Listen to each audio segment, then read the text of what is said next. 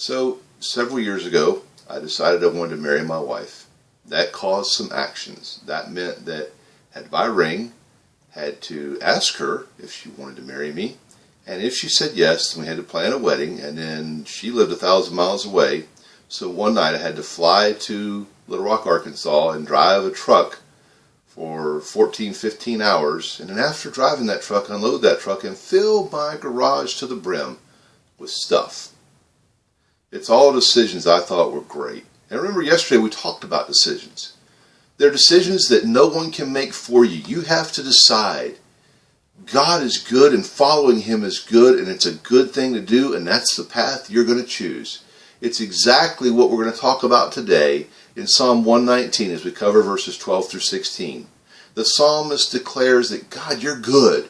And so since you're good, teach me your ways.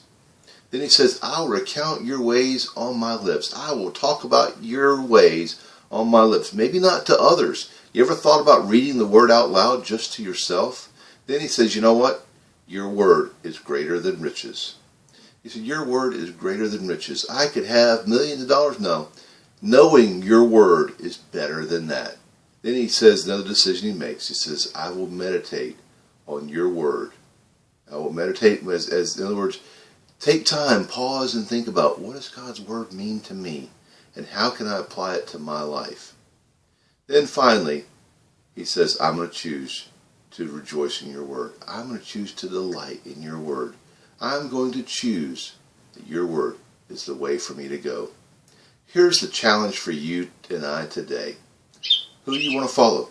Who do you want to be number one in your life? That's the choice that you have to make. And if God is number one in your life, then choose to dive into His Word. Speak it, learn it, rejoice in it, meditate in it, and delight in it. Want to read the whole devotional? Go to the link at the bottom of the page, and we'll see you tomorrow.